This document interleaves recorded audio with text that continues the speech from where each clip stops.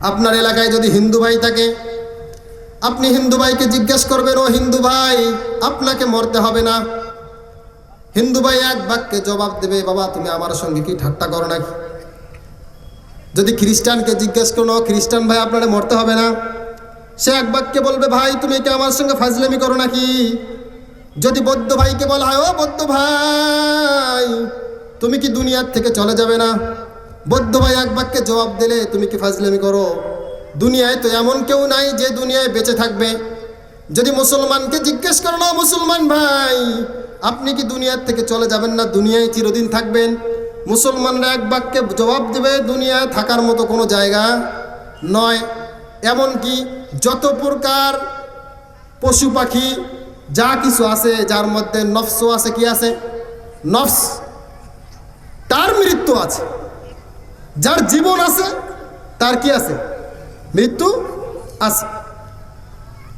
আল্লাহ তাআলা বলেন, কুল্লু নাফসিন যায়িকাতুল মাউত। পৃথিবীর মধ্যে যত কিছুর নফস আছে, কুল্লু নাফসিন, যত কিছুর নফস রয়েছে, যায়িকাতুল মাউত, সবাইকে মৃত্যু স্বাদ গ্রহণ করতে হবে। এমন কেউ নাই যাকে মৃত্যুবরণ করতে হবে না। যারা হাফেজ তারা ওদেরকেও মৃত্যুবরণ করতে হবে, যারা আলেম তাদেরকেও মৃত্যুবরণ করতে হবে, যারা এলাকার সাধারণ মানুষ তাদেরকেও মৃত্যুবরণ করতে হবে, যারা এলাকার নেতা মানুষ তাদেরকেও মৃত্যুবরণ করতে হবে। বাংলাদেশের এমপি যে আছে এমপিকেও মৃত্যুবরণ করতে হবে, বাংলাদেশের মন্ত্রী যে আছে তাকেও মৃত্যুবরণ করতে হবে। দুনিয়ার মধ্যে এমন কোনো মানুষ নাই যে এ কথা বলতে পারবে যে আমি মরব না। এমন কেউ আছে নাকি? আছে? এমন কেউ নাই। আচ্ছা, এতটুকু আপনারা আমরা সবাই নিশ্চিত করতে পারলাম, আমরা কি করব ভাই? সবাই মরে যাব। এবার একটা জিনিস, আজীব জিনিস দেখেন, মরে যে যাব, এই মরণের কোনো সময় আছে? কথা বলেন না কেন? আছে? আপনারা কি এটা নিশ্চিত যে আপনারা মরে যাবেন বাড়ির মধ্যে, আপনারা মরে যাবেন রাস্তার মধ্যে, আপনি আরো 10 বছর বেঁচে থাকবেন, আপনি আরো 20 বছর বেঁচে থাকবেন? এরকম কোনো নিশ্চয়তা কেউ আছেন নাকি? থাকলে ওটা হাত তোলেন, আমরা দেখি তাকে। আছে কেউ? আল্লাহ তাআলা বলেন, ওয়ালিকুল্লি উম্মাতিন আজাল ফাইদা জাআ আজালুহুম লা ইস্তাখিরুনা সাআতাও ওয়া লা ইস্তাকদিমুন।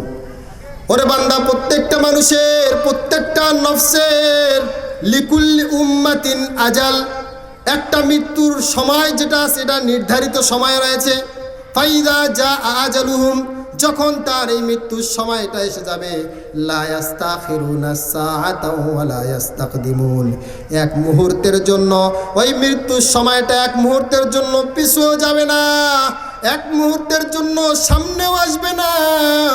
মনে করেন আপনার মৃত্যুর সময় আগামীকাল সকাল 10টায়, আল্লাহ তাআলা বলে দিলেন আপনার যদি আগামীকাল সকাল 10টায় মৃত্যু হয় এবং মৃত্যু আছে বাসের মধ্যে, তাহলে আপনার এক মুহূর্তে এদিকেও যাবে না, 11টাও বাজবে না, 9টাও বাজবে না, বাড়ির মধ্যে হবে না, কোনো জায়গায় হবে না। আল্লাহ বলেছেন, লিকুল্লি উম্মাতিন আজাল ফাইদা জাআ আজালুহুম লা ইস্তাখিরুনা সাআতাও ওয়া লা ইস্তাকদিমুন। এক মুহূর্তের জন্য সামনে যাবে না, পিছনে যাবে না। তাহলে এবার আপনাদেরকে আমি প্রশ্ন করতে চাই, মুরব্বী চাচা, আপনি বিড়ি টানতে টানতে যাইতেছেন, আপনাকে যদি জিজ্ঞেস করি আপনি কি মরবেন, এক বাক্যে জবাব দিয়ে বলে হ্যাঁ মরব, এক বাক্যে জবাব, কি করব? এক বাক্যে মরব। কিন্তু প্রস্তুতি কি নিয়েছে বলেন? যে জিনিস নিশ্চিত এই জিনিসের প্রস্তুতি নেওয়া দরকার আছে না ভাই? কথা বলেন। আল্লাহ তাআলা ভিন্ন আয়াতের মধ্যে বলেন, আইনামা তাকুনু ইউদরিকুমুল মাউত ওয়ালাউ কুনতুম ফি বুরুজিম মুশাইয়াদা। তোমরা যদি মৃত্যুর ভয়ে প্রাচীর দিয়ে সেখানে লুকায়া থাকো, ওখানে গিয়েও আইনামা তাকুনু ইউদরিকুমুল মাউত, ওখানেও তোমাকে মৃত্যু খুঁজে বের করবে। মনে করেন কেউ বিল্ডিংয়ের ভেতরে বসে থাকলো, যেই বিল্ডিংয়ের ভেতরে দুনিয়ার কেউ আসতে পারবে না, এই বিল্ডিংয়ের ভেতরে কোনো মানুষের সামর্থ্য নাই যেখানে এখানে আসবে, কিন্তু মনে রাখবেন ওই জায়গাও আপনার মৃত্যু আপনাকে পাকড়াও করে ফেলবে। দুনিয়ার এমন কোনো জায়গায় নাই যেখানে গেলে আপনি বাঁচতে পারবেন। এই পৃথিবীতে নবী যেহেতু বাঁচেন নাই, সাহাবাই কেরাম বাঁচেন নাই, অন্য অন্য ওলামাই কেরাম যারা ছিল তারা বাঁচে নাই, অনেক বড় বড় নেতা ছিল তারা বাঁচে নাই, অনেক বড় বড় ক্ষমতাশীল ছিল তারা বাঁচে নাই, অনেক বড় বড় টাকাওয়ালা ছিল তারা বাঁচে নাই, অনেক বড় বড় ধনী মানুষ ছিল তারা বাঁচে নাই। সুতরাং আপনাকে আমি বলি, আপনি কি হয়েছেন যে আপনাকে মরতে হবে না? আপনি কিসের আশায় বসে আছেন? কি নিয়ে বসে আছেন? একটাবার চিন্তা করে দেখেন। একটাবার যদি এই চিন্তাটা করে দেখেন, তাহলে দুনিয়ার মধ্যে আপনি স্বাভাবিক চলাফেরা করতে পারবেন না।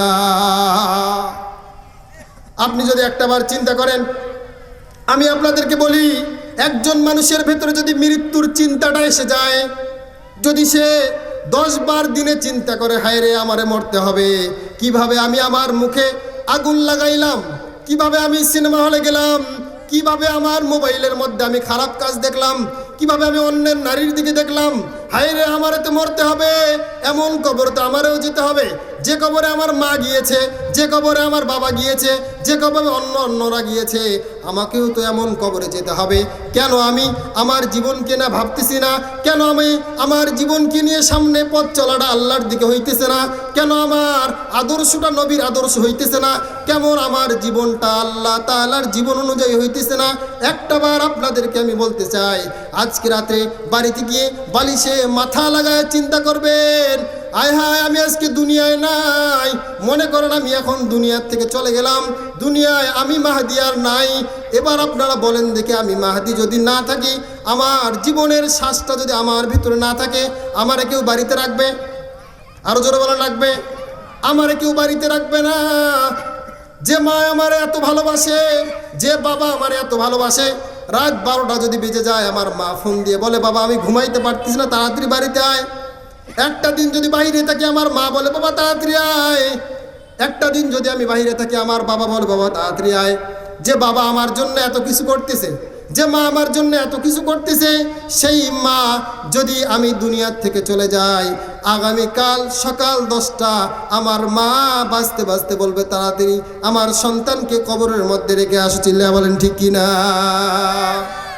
আপনার বাবা যতই মহব্বত করুক না কেন, ওই বাবাকেই দেখবেন আপন কবর সন্তানের কবর খুঁড়তেছে।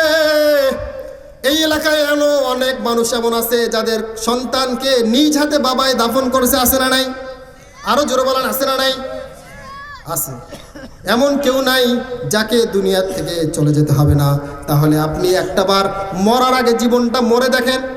মনে করেন আপনি মরে গেছেন, আপনার মরে যাওয়ার সংবাদ চলে যাওয়ার সঙ্গে সঙ্গে আপনার বাবা আপনার চাচাকে ফোন দিয়ে বলবে, ও ভাই সন্তান তো দুনিয়ায় আর নাই, আপনি এখনো কবরেই যান নাই। এর আগেই দুনিয়াবাসী জেনে গেছে আপনি দুনিয়ায়, কথা বলেন না, দুনিয়ায় নাই। আপনি এখনো কবরে যান নাই ভাই, যান নাই আপনি কবরে। একজন মানুষ আপনার বাড়িতে এসে বলবে লাশটা কোথায়। একজন মানুষ আপনার বাড়িতে কেউ বলবে না আসগার আলী কোথায়, আব্দুল্লাহ কোথায়। এক বাক্যে কথা বলবে যে আব্দুল্লাহর লাশটা কোথায়। এক বাক্যে। কত আজীব! কিসের জন্য দুনিয়াকে নিয়ে সারা দিন চিন্তা ফিকির। এমন কোনো কাজ নাই যেটা দুনিয়ার জন্য করলেন না ভাই। নামাজ পড়েন না কেন? সন্তানের জন্য মানুষের বাড়িতে কাজ করতে যান, ওখানে কষ্ট হয়, এই জন্য নামাজ পড়েন না। রোজা করেন না কেন? ফতোয়া দেয় হুজুর, এত কিছু করে, নামাজ রোজা সম্ভব? সারাদিন রোজা রাখে কি কাম করা সম্ভব? ফতোয়া দেয় হুজুর। আরে ভাই, কাকে ফতোয়া দেন? একটাবার মরার আগে নিজেকে মরে দেখেন, একটাবার মরার আগে মরে দেখেন। যুবক ভাই যারা আছে, একটাবার মরার আগে মরে দেখেন।